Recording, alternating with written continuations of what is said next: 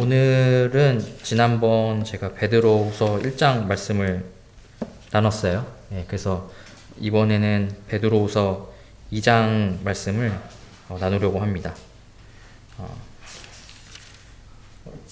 2장을 다 읽을 수는 없기 때문에 중간중간 제가 읽어가면서 준비된 말씀 진행하도록 하겠습니다. 지난 시간에는 베드로후서 1장으로 그리스도인이 가야 할 길이라는 주제로 말씀을 나눴었습니다. 베드로후서는 그때 말씀을 드렸었지만 베드로가 죽음을 앞두고 교회를 위해 쓴 마지막 편지로 여겨지고 있습니다.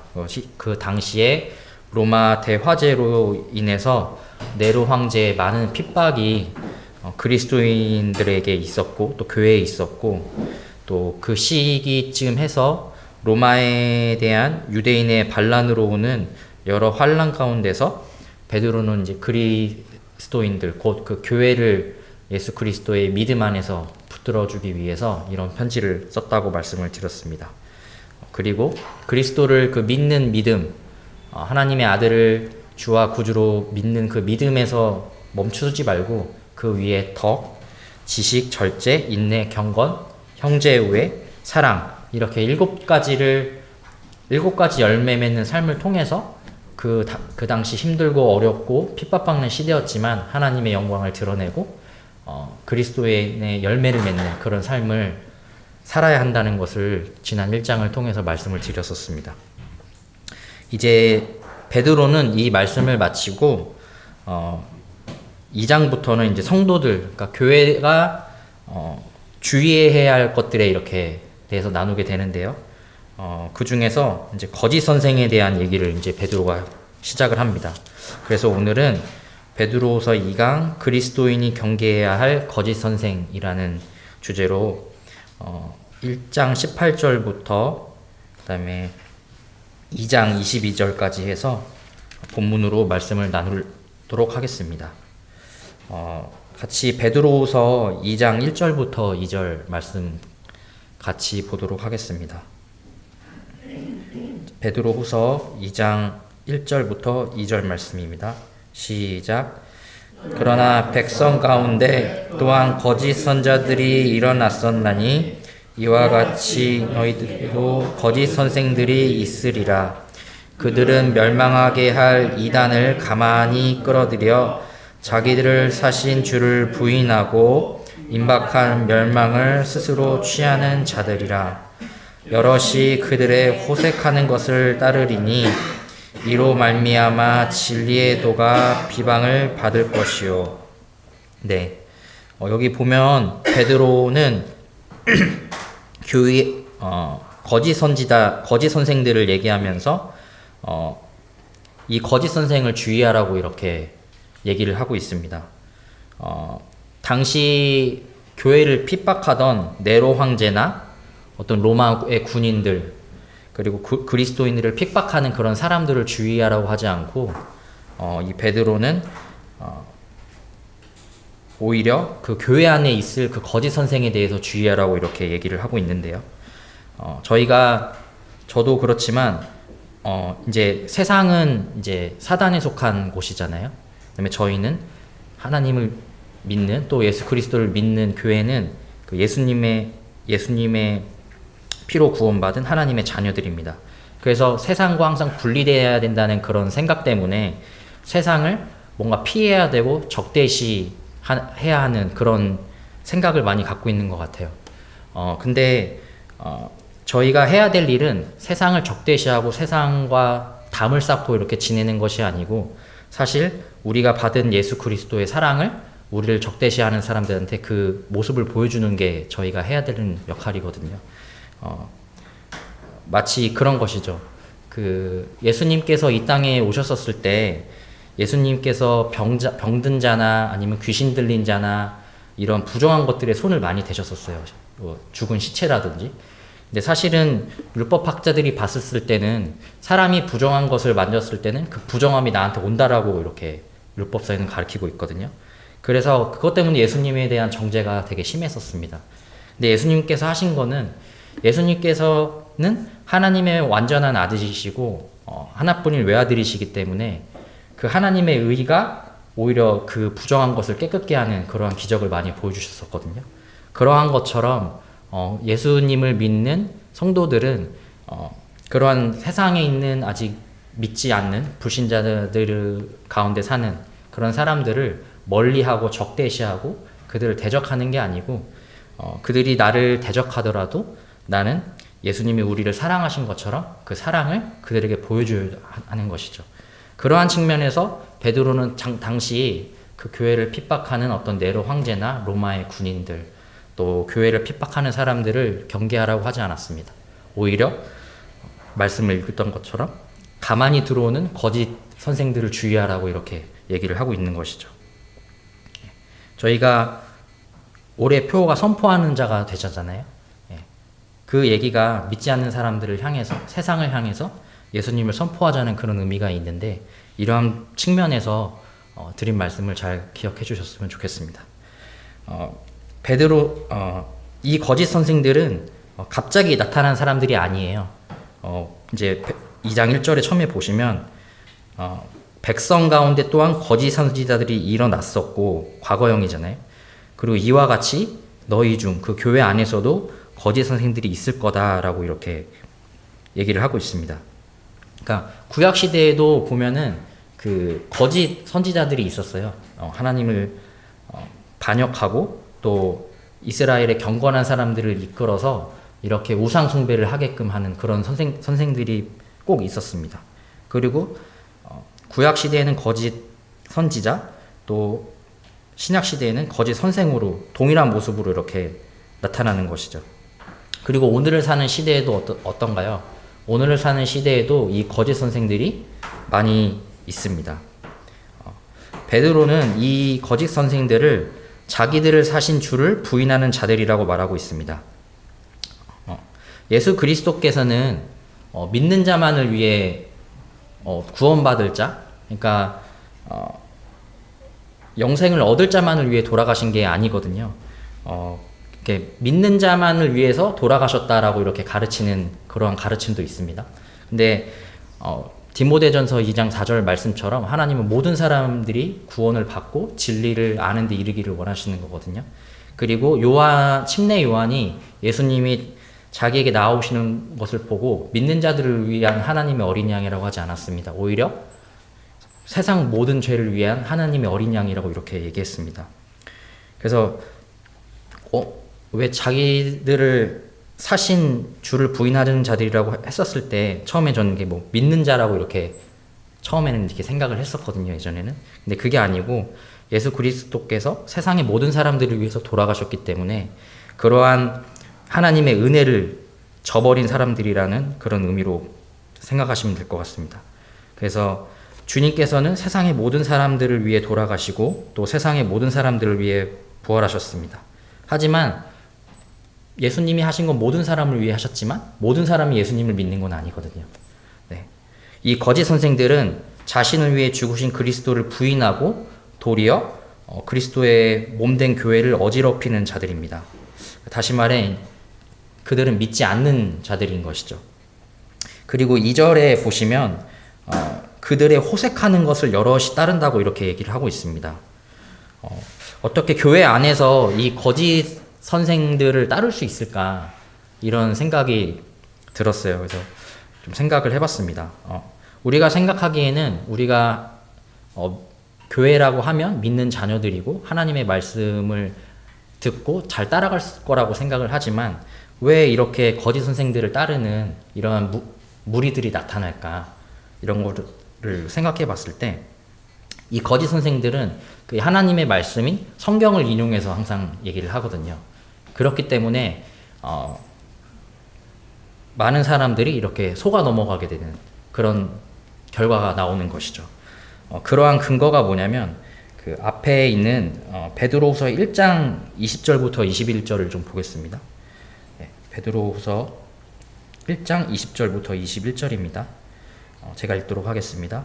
먼저 알 것은 성경의 모든 예언은 사사로이 풀 것이 아니니 예언은 언제든지 사람의 뜻으로 낸 것이 아니요 오직 성령의 강동하심을 받은 사람들이 하나님께 받아 말한 것임이라. 베드로는 그 앞에 이제 하나님께서 우리에게 약속하신 그 예언을 먼저 얘기를 하거든요. 그러고 나서 이 예언에 대해서 설명을 하면서 이 성경의 모든 예언은 사사로이 풀 것이 아니다. 예언은 언제든지 사람의 뜻으로 나온 게 아니고 성령 하나님의 감동하심을 따라서 이렇게 됐다고 되어 있습니다. 그러니까 성경은 성령 하나님의 감동함을 받은 사람들의 손을 통해서 이렇게 기록된 것이거든요. 때문에 성령을 소유하고 있지 않은 사람들은 이 말씀에 대해서 올바르게 풀 수가 없는 것이죠. 그러한 의미로 베드로는 20절에서 사사로이 풀 것이 아니다 라고 이렇게 얘기를 하는 것이고, 왜냐하면 그 저자가 하나님이시기 때문입니다. 하나님께서 이 성경을 쓰셨기 때문에 성령을 가진 자만이 이 하나님이 어떠한 말씀을 하시는 것인지를 잘 분별하고 그 뜻을 알 수 있는 것이죠. 하지만 거짓 선지자들은 어떤가요? 앞서 말씀드렸다시피 이들은 자기들을 위해 돌아가신 예수 그리스도를 믿지 않은 자들이거든요. 그렇기 때문에 그들은 성령이 없고 또 하나님의 뜻을 알지 못하는 것이죠. 다만 그들은 자신들을 따르게 하기 위해서 거룩한 하나님의 말씀을 더러운 이익을 위해서 이렇게 사용하는 것입니다. 이걸 보면 사단이 이러한 일을 많이 하거든요. 실상 거짓 선생들은 죄의 종이기에 사단이 하는 일과 동일한 일을 하는 것입니다. 제가 예수님께서 세례 요한으로부터 세례를 받으시고 성령의 이끌림을 받아서 40일 동안 광야에서 줄이시고 이렇게 사단에게 시험을 받으시는 것을 다 아실 거예요. 그때 사단이 와서 이제 3번의 시험을 하잖아요. 근데 보면은 항상 그 사단이 성경의 말씀을 인용해서 이렇게 예수님을 시험합니다. 그러면서 대표적으로 너가 이 높은 곳에서 뛰어내렸을 때 시편에 기록된 것처럼 너의 땅이 예수님의 땅이 발에 떨어지지 않도록 천사들이 붙들어 줄 것이다 라고 이렇게 얘기를 하는 것이죠. 이러한 것처럼 사단도 예수님의 말씀을 가지고 이렇게 예수님이 하나님의 아들인 걸 아시면서도 이 말씀의 주인 예수님인 걸 아시면서도 그 말씀을 또 이용해서 속이려고 하거든요. 이러한 것처럼 거짓 선생들도 성경을 인용해서 자신의 유익을 취하는 것입니다. 다만 그들은 이 말씀을 가지고 자신에게 유리하게 적용하는 것이지 이 말씀에 대해서 올바른 해석을 할 수 있는 영적 능력이 없는 것이죠. 저희 비슷한 말씀을 좀 보도록 할 건데요. 마태복음 7장 15절부터 20절 말씀 보도록 하겠습니다. 마태복음 7장 15절부터 20절입니다. 다 잘 아시는 말씀일 텐데요. 네. 다 같이 읽도록 하겠습니다. 마태복음 7장 15절부터 20절입니다. 네. 시작. 거짓 선지자들을 삼가라. 양의 옷을 입고 너희에게 나아오나 속에는 노략질하는 일이라. 그들의 열매로 그들을 알지니 가시나무에서 포도를 또는 엉겅퀴에서 무화과를 따겠느냐. 이와 같이 좋은 나무마다 아름다운 열매를 맺고 못된 나무가 나쁜 열매를 맺나니 나쁜 열매를 맺을 수 없고 못된 나무가 아름다운 열매를 맺을 수 없느니라. 아름다운 열매를 맺지 아니하는 나무마다 찍혀 불에 던져지느니라.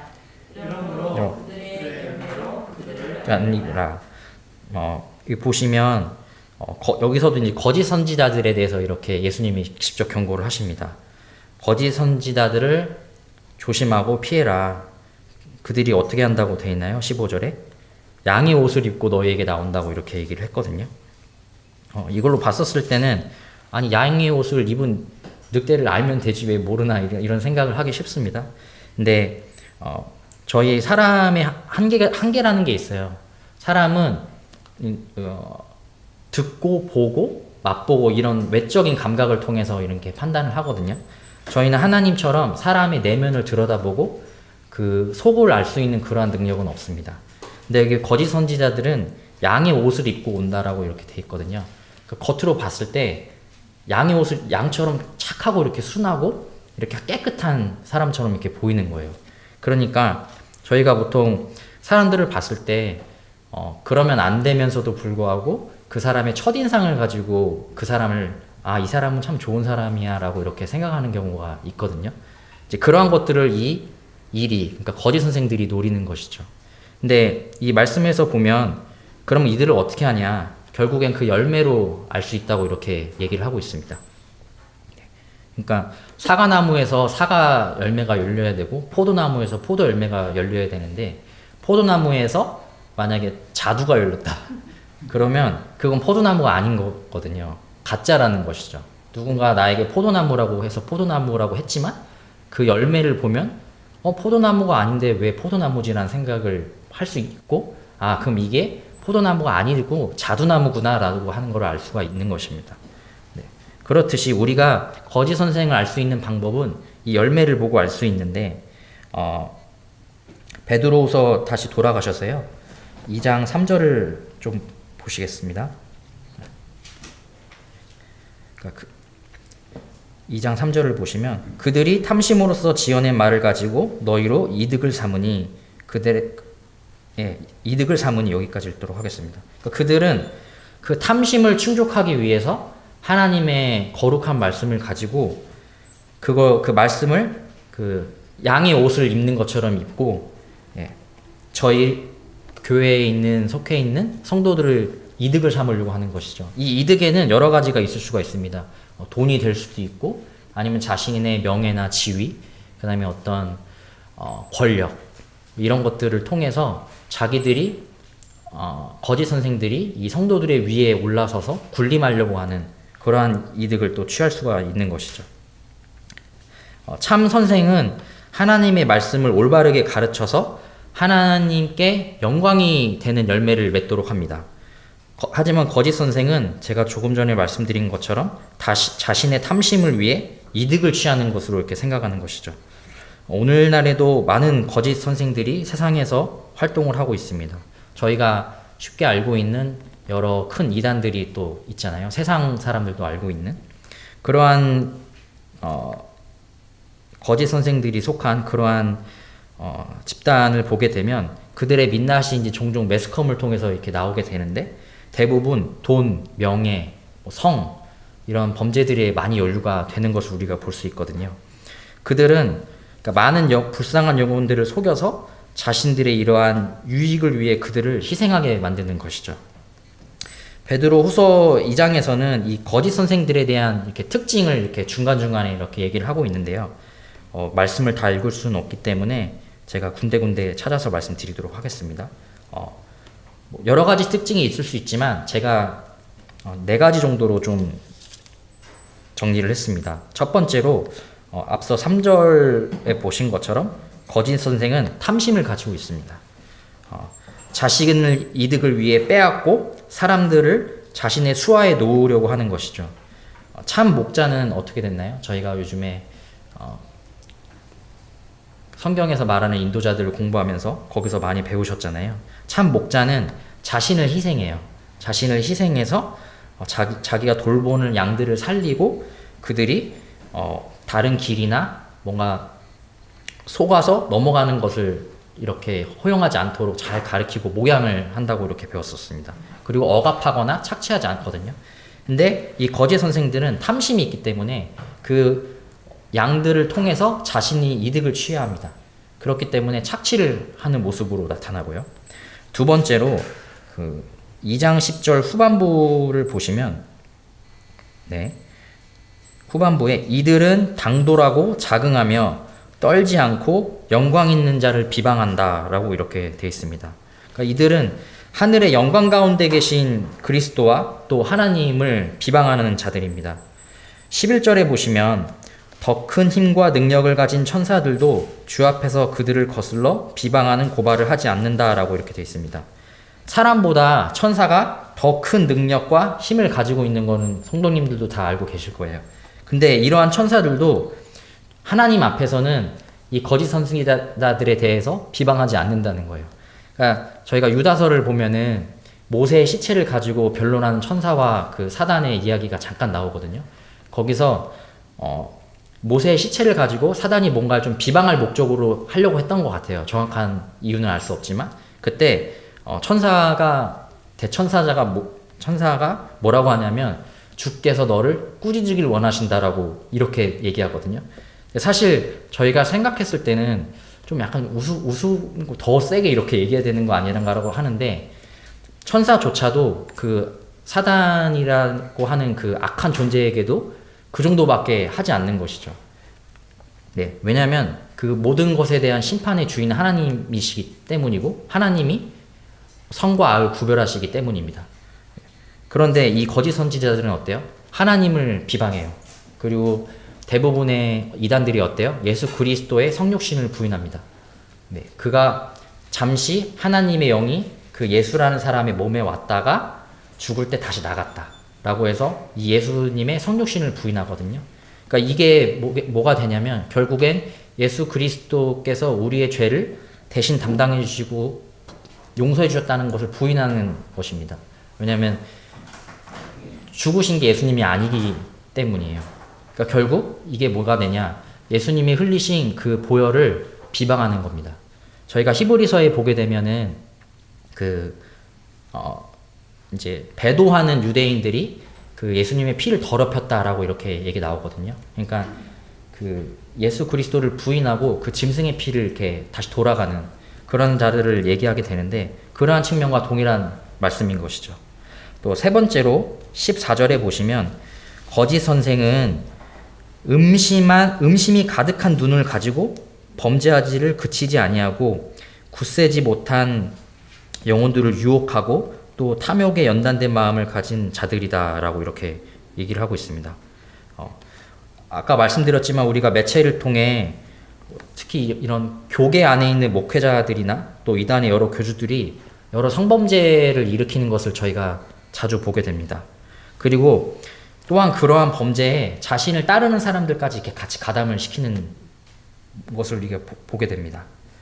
그리고 네 번째로 거짓 선생은 자유를 준다는 거짓말을 합니다. 19절을 보시면 2장 19절은 같이 읽도록 하겠습니다. 2장 19절 시작. 그들에게 자유를 준다 하여도 자신들은 멸망의 종들이니 누구든지 진 자는 이긴 자의 종이 됨이라. 네. 거짓 선생들은 사람들에게 자유를 주겠다고 이렇게 합니다. 하지만 도리어 자유를 주겠다고 하는 이 거짓 선생들은 도리어 사람들을 자신의 종으로 이렇게 삼거든요. 왜냐하면 그들은 하나님의 자녀가 아닌 멸망의 족, 즉 사단의 자녀이기 때문입니다. 그래서 그 19절 후반부 말씀에 나오잖아요. 누구든지 진 자는 이긴 자의 종입니다. 그들이 사단과 같은 행동을 하는 것을 보게 되므로 이 사람이 사단에게 진 자구나, 사단의 종이구나 라는 것을 이렇게 알 수 있기 때문에 사단에게 진 자들인 것이죠. 따라서 그들은 예수 그리스도를 믿음으로 얻는 자유를 줄 수가 없습니다. 다만 그리고 사단의 종에서 해방되고 하나님의 심판으로부터의 자유를 결코 가질 수가 없습니다. 그들 자신조차도 그러한 예수 그리스도를 믿는 믿음으로 얻는 그 자유를 갖고 있지 못한데 이들이 어떻게 사람들에게 자유를 줄 수 있겠어요? 그러니까 앞뒤가 안 맞는 논리인 것이죠.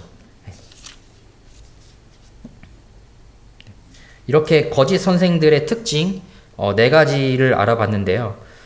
이 네 가지의 특징은 제가 베드로 후서 1강 때 말씀드렸던 7가지 열매와 대조를 이루게 됩니다. 제가 7가지에 쌓아야 될 것들에 대해서 말씀을 드렸었죠. 베드로 후서 1장에 보면 믿음의 위에 덕, 지식, 절제, 인내, 경건, 형제 우애, 사랑 이 7가지가 있는데 제가 앞서 말씀드렸던 그 거짓 선생의 특징 4가지와는 완전 다른 대조적인 영역을 보여주게 됩니다. 이렇게 우리가 거짓 선생들은 그들의 행동을 통해서 외모가 아닌 행동을 통해서 나오는 그 열매를 보고 우리가 이 거짓 선생인 것을 알 수 있는 것이죠. 그래서 예수 그리스도를 믿는 믿음을 가진 자들은 선한 열매를 맺게 되는 것이고 거짓 선생과 같이 믿지 않는 자들은 앞서 말씀드린 이 네 가지 악한 열매를 맺게 될 것입니다. 그리고 우리는 이 특징들을 잘 기억해서 열매를 통해서 그들을 분별할 수 있는 분별력을 가져야 합니다. 저희 잠깐 여기다 손을 넣으시고 사도행전 20장 28절부터 30절을 좀 같이 보도록 하겠습니다. 사도행전 20장 28절부터 30절입니다.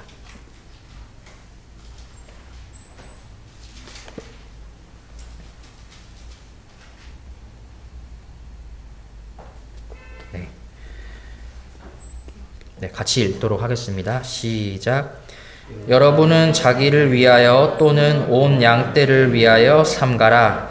성령이 그들 가운데 여러분을 감독자로 삼고 하나님이 자기 피로 사신 교회를 보살피게 하셨느니라. 내가 떠난 후에 사나운 이리가 여러분에게 들어와서 그 양떼를 아끼지 아니하며 또한 여러분 중에서도 제자들을 끌어 자기를 따르게 하려고 어그러진 말을 하는 사람들이 일어날 줄을 내가 아노라. 네, 사도행전 방금 읽었던 본문은 이제 바울이 성령의 말씀에 순종해서 예루살렘으로 이렇게 결박을 당하러 가거든요. 그 결박당하러 가기 전에 에베소서에 있는 장로들과 감독들을 불러서 마지막 이렇게 기도하면서 당부의 말을 전하는 모습입니다. 그래서 너희 목자들이 이 교회를 잘 돌봐야 한다라고 얘기하면서 그와 동시에 밖에서 들어오는 이리 거짓 선생들을 조심하고 또한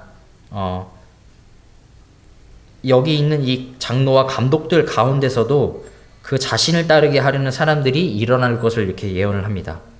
여기서 보면 감독으로 세움받은 사람들도 성도들이 하나님을 따르고 예수님을 따르는 게 아닌 자신을 따르게 하려고 하는 자들이 있다는 것을 보게 될 때 우리가 경계해야 하고 약간은 좀 두려움과 또 충격으로 이렇게 다가오게 되는 것이죠. 우리가 교회 안에서 각자의 은사를 따라서 교회를 성도들을 섬기고 자신을 낮추고 자신의 명예나 자신을 좋아하게 만들려는 그러한 유혹을 받을 수도 있습니다. 그럴 때마다 이러한 것들은 거짓 선생의 특징이고 믿지 않는 자들이 하는 행동이기에 반드시 이러한 것들을 우리가 경계해야 하고 그러한 시험에 들지 않도록 자신을 겸비케 하고 항상 하나님께 기도하기를 힘써야 합니다. 베드로 후서에는 이러한 거짓 선생들을 나타내는 한 인물로 이제 발람을 언급을 합니다. 발람은 모아밤 십볼의 아들이 발락이라고 있거든요. 예, 그 발락이 이제 그 유대인이 광야에서 큰 무리를 이끌고 그 군사 규모도 커지고 무서운 민족으로 이렇게 되니까 이 발람을 돈으로 뇌물로 이렇게 꼬셔서 이렇게 이스라엘 백성을 저주하라고 이렇게 하거든요. 근데 이 발람이 돈 줄 테니까 이거 이스라엘을 저주해 라고 했었을 때 바로 하지 않아요. 잠시만요. 하나님께 물어볼게요. 이렇게 얘기를 합니다. 그리고 하나님께 물어봤을 때 하나님께서 하지 말라고 하세요 라고 해서 돌아가거든요. 그리고 다시 더 큰 직위를 가진 사람이 와서 더 큰 재물을 가지고 와가지고 다시 한번 이제 발람을 꼬드깁니다. 우리랑 함께 가서 이스라엘 백성들에게 저주를 해줘라 라고 이렇게 얘기를 합니다. 그래서 또 하나님께 물어요. 그러니까 하나님이 그럼 따라가라 라고 해서 이렇게 따라가는 와중에 그 나귀를 타고 가는데 나귀가 가질 않는 거예요. 그래서 이 발람이 막 때립니다, 나귀를. 그러니까 발람이 내가 당신의 말을 안 들은 적이 있느냐 라고 이렇게 얘기하면서 갑자기 나귀가 말을 하기 시작하는 거예요. 네. 그러면서 이제 발람이 알게 되죠. 천사가 앞에서 칼을 들고 서 있는 모습을 이제 발람이 이제 영안이 떠지면서 이렇게 보게 됩니다. 그러자 이 발람이 가지 말라고 하면 안 가겠습니다 라고 하니까 천사가 따라가라. 그것도 따라갑니다. 다만 하나님께서 너에게 주시는 말만 해라 라고 이렇게 얘기를 합니다. 저는 이 거짓 선생의 비유를 얘기하면서 왜 발람을 얘기했을까라는 생각을 좀 해봤는데요. 이렇게 봤었을 때는 천사는 하나님의 말을 그대로 따라했어요. 그러니까 그렇게 악한 사람처럼 보이지는 않거든요. 근데 하지만 발람의 나중에 어땠어요? 결국에는 이 뇌물을 유혹을 이겨내지 못하고 부올에서 이렇게 음란한 행위를 할 수 있는 꾀를 그 발락 왕한테 이렇게 주게 됩니다. 그러니까 뭐였냐면 이 발람이라고 하는 사람은 그 마음에 아까 말씀드렸던 거짓 선생의 특징 첫 번째, 탐심을 이겨낼 수 없었던 거예요. 하나님의 말씀과 하나님이 그렇게 이스라엘을 아끼고 사랑하는 거였으면 그렇게 해서는 안 됐었거든요. 하나님께서 이 발람에게 여러 번의 기회를 주신 거예요. 사실은 발람이 회개하고 하나님이 어떤 사람인지를 알 수 있도록, 그리고 이 이스라엘 백성이 하나님의 택하신 백성이라는 것을 알고 하나님이 어떤 분이신지를 알 수 있도록 여러 번의 기회를 주었지만 발람은 그냥 하나님께 묻기만 했고 결국에는 자신의 그 탐심, 그 재물에 대한 탐심을 이겨내지 못했던 것이죠. 이것을 통해서 이 베드로가 얘기하는 이 거짓 선생의 특징은 우리가 봤었을 때는 하나님의 말씀을 따르는 것처럼 보이는 거예요. 그냥 하나님의 말씀을 얘기를 하고 하나님이 하라는 말로 이스라엘을 축복했거든요. 근데 그의 마음속은 어땠어요? 하나님에 대한 믿음이 없었던 것입니다. 그러니까 그 열매의 결과가 뭐였어요? 결국에는 그 돈을 취했고 그 돈을 대가로 이스라엘에게 꾀를 넘길 수 있는 그 꾀를 남한테 준 거예요. 자신이 직접 하지는 않고. 네, 이렇게 거짓 선생들은 우리를 충분히 속일 수 있는 그러한 안 좋은 지혜를 가졌다라는 것을 생각하시면 될 것 같습니다. 네. 하지만 베드로는 이 거짓 선생들이 결국에는 하나님의 심판이 받게 된다. 심판이 있고 그들이 곧 결국에는 심판을 받게 된다는 것을 강력하게 얘기를 하고 있습니다. 베드로후서 2장 4절부터 9절을 한번 보실까요? 2장 4절부터 9절을 보도록 하겠습니다. 네, 제가 읽도록 하겠습니다. 하나님이 범죄한 천사들을 용서하지 아니하시고 지옥에 던져 어두운 구덩이에 두어 심판 때까지 지키게 하셨으며 옛 세상을 용서하지 아니하시고 오직 의를 전파하는 노아와 그 7 식구를 보존하시고 경건하지 아니한 자들의 세상에 홍수를 내리셨으며 소돔과 고모라 성을 멸망하기로 정하여 죄가 되게 하사 후세에 경건하지 아니할 자들에게 본을 삼으셨으며 무법한 자들의 음란한 행실로 말미암아 고통당하는 의로운 롯을 건지셨으니 이는 이 의인이 그들 중에 거하여 날마다 저 불법한 행실을 보고 들으므로 그 의로운 심령이 상함이라. 네. 주께서 경건한 자는 시험에서 건지실 줄 아시고 불의한 자는 형벌 아래 두어 심판날까지 지키시며 라고 이렇게 되어 있습니다. 여기 보시면 하나님께서는 사탄을 따라 범죄한 천사들을 어두운 구덩이에 가둬주셨고 또 노아와 7 식구를 제외한 경건치 않은 자들을 물로써 심판하셨고 또 소돔과 고모라 또한 그들의 범죄와 여러 음란을 이유로 불과 유황으로 멸망시키셨습니다. 거짓 선생들뿐 아니라 하나님을 믿지 않는 모든 자들이 과거 이렇게 멸망당했듯이 하나님은 이 세상의 끝날에도 반드시 믿지 않는 모든 자들을 포함한 거짓 선생들을 심판하실 것입니다. 하지만 방금 읽었던 그 말씀 가운데 보면 노아와 그의 가족들 그리고 그 롯을 구원하시는 것을 이렇게 같이 나와 있거든요. 그들이 비록 악한 세상 가운데서 살고 있었어요. 또 그들과 함께 지내고 가까이 지냈습니다. 하지만 그들은 하나님을 믿는 믿음이 있었거든요. 하나님께서는 어떤 우리의 외적인 모습, 어떠한 행동, 행위 그런 것들을 보시는 게 아니고 하나님에 대한 믿음을 보시고 그들에게 은혜를 베푸셨습니다. 저희 또한 마찬가지인 것이죠. 우리가 교회는 하나님의 아들 예수 그리스도를 믿는 믿음을 가진 자들입니다. 하나님께서는 이 믿음을 귀중히 여기시고 또 귀히 보심으로 우리를 심판하지 않으실 것입니다. 오히려 우리를 의롭다 하시고 우리를 거룩하게 보시는 것이죠. 이것이 하나님의 사랑입니다. 반면에 하나님을 믿지 않는 자들과 거짓 선생들은 세상 끝날에 불못에 던져지는 그 무서운 심판을 받게 될 것입니다. 오늘 이렇게 베드로후서 2장을 통해서 그리스도인이 경계해야 될 거짓 선생에 대해서 살펴보았습니다. 베드로는 하나님이 아닌 자신을 따르게 하는 거짓 선생을 조심하라고 말했고, 그 거짓 선생은 하나님을 믿지 않는 자들이고 교회를 타락시키는 자들입니다. 하지만 그들의 결국은 하나님께 심판을 받게 될 것입니다.